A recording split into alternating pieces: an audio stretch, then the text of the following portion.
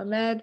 I use she, her, hers pronouns. I am a senior at Mills High School, and I'm very involved in the work that our district and our school does with regards to environmentalism and sustainability. Stephanie Lee. I'm the Sustainability Coordinator for San Mateo Union High School District. I go by she, her. I'm also an English teacher at Burlingame High School. I'm Yancey Hawkins. I'm the Associate Superintendent and Chief Business Officer for the San Mateo Union High School Districts. My pronouns are he, him.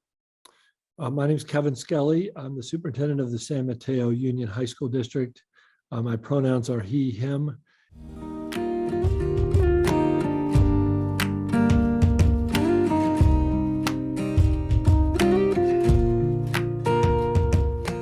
My journey kind of started from Miss Michaud, who was my APES teacher. Before taking APES my sophomore year of high school, I wasn't that passionate about the environment, didn't really know much about it. It was just something that was like hanging in the air. I never really interacted with it. But then after taking APES and seeing the passion of my teacher, seeing the real world impact, the relevant impact of climate change, and how changing and taking action is within the hands of everyone, and how easy it is to just be proactive and take action, that really spoke to me. I kind of made it my mission to bring sustainability and bring climate action to my school and to students by creating the environmental action team of Mills High School, and then working alongside other students to launch the district sustainability committee. Roughly in early 2020, I pursued the opportunity to be a sustainability facilitator for my site because our district leadership established a sustainability committee to try to formalize a platform for parents and students and community leaders to come together and try to be purposeful in our work to be more sustainable as a district. And so through that role, I learned more about ways that an English teacher can advocate for this work. And then over time, stepped into the coordinator role at the district level to try to facilitate as best as I can, building relationships across site and partnering with our partners at the County Office of Education and the Office of Sustainability. I've been involved in sustainability since I was a student in high school. And then I've had a renewed focus since I've gotten into the education world about 14 years ago. And my interest is mostly on the operations side. I work on the operations side, so I have a lot of focus on those areas. I think this work has been part of my experience in education for the past 35 years. Part of it is because I'm cheap. And then part of it is because I think that we're burning this planet up. The kinds of climate change that's going on right now is horrifying. And I think we have an existential challenge here. And I think being an educator means you have a commitment to the future. And to me, that's the way it is with the environment as well. We have a commitment to the future too. So if you take that commitment to the future seriously and you're an educator, you need to play a part in sustainability as well.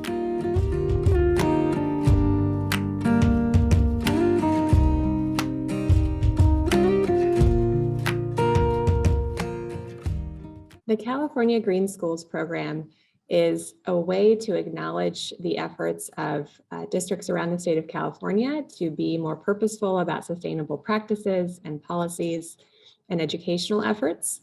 And I think even more than that, it's an opportunity to have a baseline, sort of a goal to aspire to continue to grow and to improve. It gives a very clear picture about our performance and where we need to focus our efforts and our energy towards. And that has been crucial in directing all of our climate action work, and gives students like me a much better idea of where our district is and how we should be taking action to improve our sustainable efforts.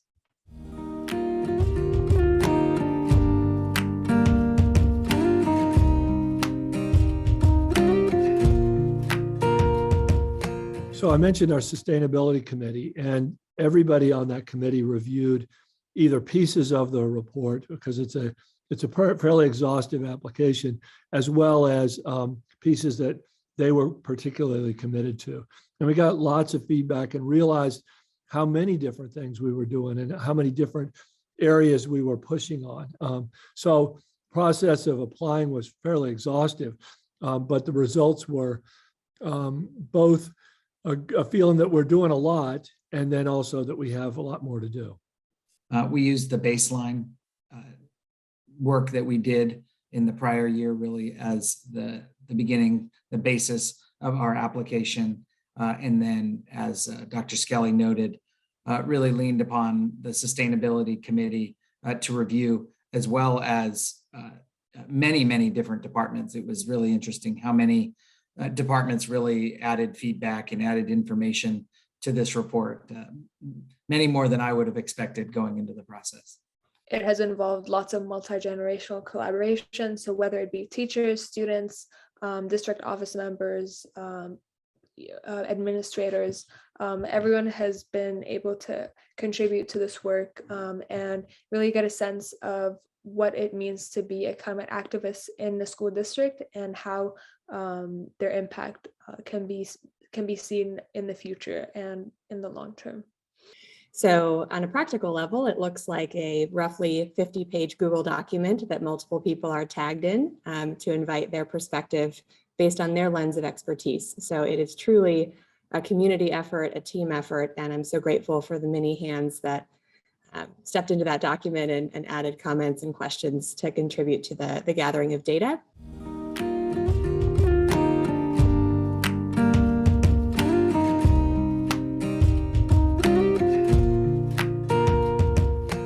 Applying for the Green Ribbon has, I think, dissolved a lot of the barriers that were standing in our district previously that hindered that multi-generational collaboration.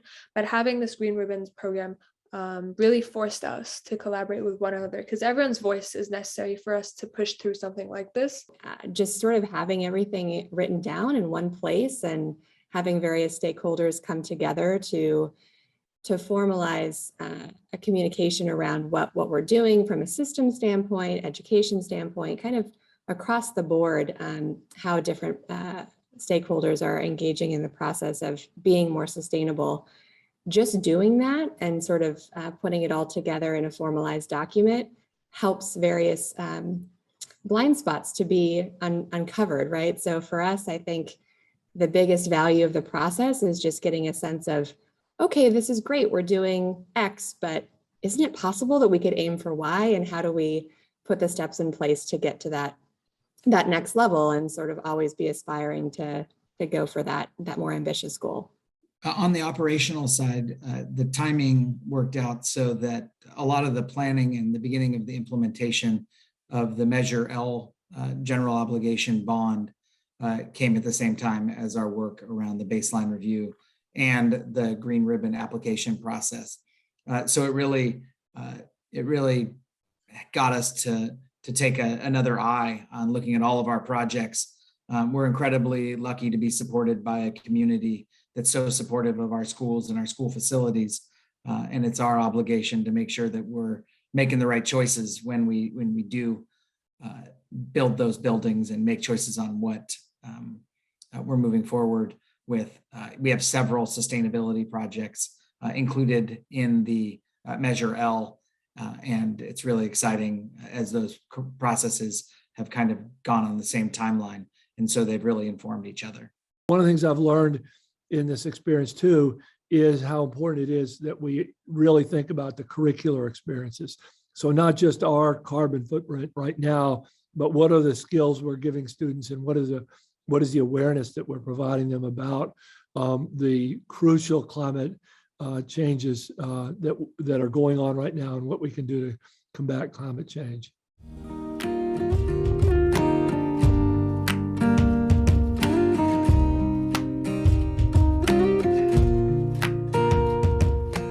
If you have a student population that is misinformed and disinformed, they're not going to be able to take action, be mindful citizens, and help mitigate the effects of climate change. And so a big part of climate action is having equitable education. And so some of the things that, some of the strategies that we will be focusing on are things like equitable access to technology, making sure that no one is at a disadvantage due to financial hardships when it comes to laptops, whatever it may be. And also ensuring that there are graduation requirements for certain, like for instance, a environmental literacy graduation requirement. Setting these sorts of standards will really help increase education across the school community. Not only that, but ensure that everyone is uplifted at the same time, as opposed to leaving those behind and just educating the few students that decide to take AP Environmental Science. So one of the pieces of the grant that was given to our schools around bikes and bike repairs and those things has been to take donations from community members for bikes, fix them up, and then give those bikes to folks who might not have the resources to buy a bike. And so that has helped those students get to school because, you know, they have transportation issues often as well. So, you know, we sort of lean into those issues.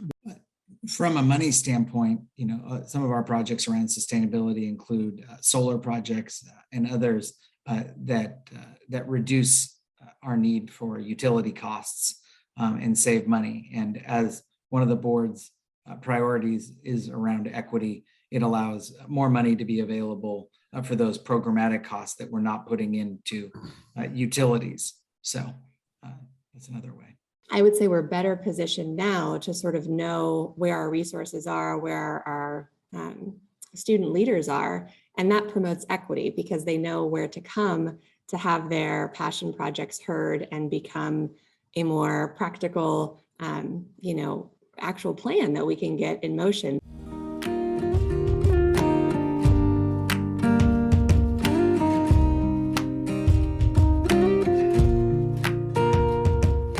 Having students speak on their experience will really help enlighten the school and get a bigger picture of what everyone's experiences are, because climate action cannot be pushed forward without the perspective of the emerging generation. Because if adults just take on this role on their own, there will be a huge gap in terms of what needs to be done for those that are coming up, if that makes sense. Pretty much all of the work that we've done wouldn't have been here if it hadn't come from student voices rallying to coming to board meetings, giving public comments, talking to their teachers, facilities, school principals. And so climate action really does stem from students. And so having your voices heard is of utmost importance, because you're at the end of the day, you're going to be the future. And so you really want to have your input given now before it's too late. I mean, I think if the more you can get students and staff members involved in this effort, the more wisdom you get and more buy-in. It's easy, I think, for anybody in an organization to feel like a lone ranger.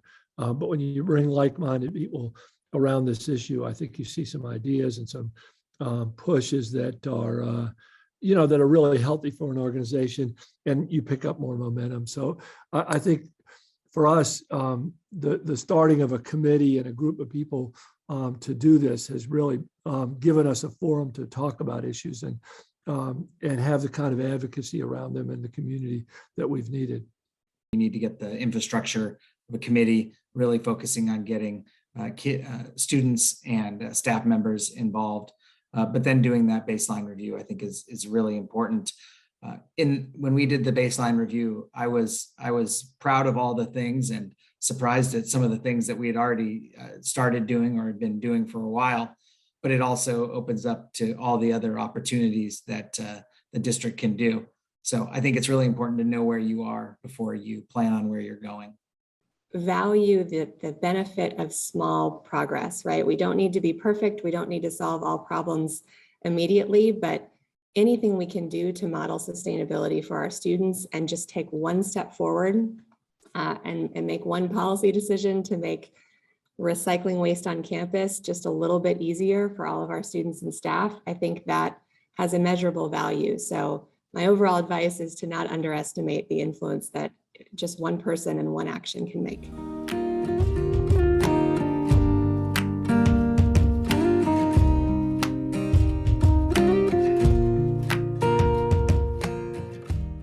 Well, I would say we're going to keep getting pushed by kids. They're the ones who are driving a lot of our work. They look at our operations, they look at our efforts to recycle, to compost. They're sophisticated enough to know what the expectations of school districts are now around composting and recycling, and they're pushing us to do what we should. And so it's a level of accountability to our operations. I would say that the next venture for San Mateo Union High School District is to build on the work we did this year, specifically focusing on tri-bin waste management and better educational efforts in that area. We want to continue that work and build upon that, but also we have the opportunity to engage with pretty significant construction projects that can bring in sustainable materials. We're going to be bringing a significant investment into additional solar panels to the board here coming up soon. But it's not just all the construction. Our maintenance and operation departments continue to look for ways to reduce garbage, increase recycling. Our food service department, with the new universal feeding, there's expanded pressure on that department to become more and more sustainable, even with a lot of the regulations that the federal government puts on school districts around that. So we're gonna have to be really creative. So really across all of our departments in transportation, we just received a notification of a grant for 8 electric buses that we have to move forward with and start building infrastructure for as we start to electrify that fleet. So really across all departments of the operations side, we've got work to do. We've got a good start, but that's all it is right now. It's a good start. And so we have to continue that across the entire organization. A sustainable and climate resilient schools climate action plan. Quite the mouthful, but it's basically a comprehensive plan of a school district's culture, community, and campus. And it details all the strategies and all the goals we're going to be setting for ourselves for the next, I think almost like decade, like for the next coming years, and a list of specific strategies that are going to be taken to address these goals. And that's going to help keep the district accountable for taking sustainable action and climate action, and will really help guide our district's future climate action towards, because it's based on the sustainability baseline assessment that we've done a year ago. And so it addresses the areas that we're lacking in the most, and that will help guide district projects, student projects, core like APES projects. It'll help guide them towards the areas that the district needs support in the most. Hopefully by next fall, it'll pass, and that'll keep the district accountable for climate action plan, for climate action. And we'll also set the stage for students, for incoming students and existing students, because they'll have the infrastructure necessary to drive student action and to drive environmentalism.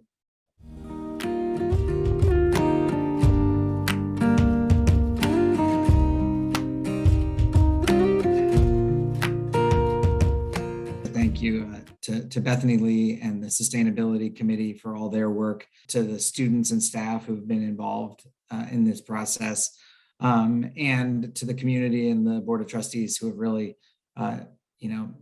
committed that this is a priority for them, which allows Dr. Skelly and myself to help support this work.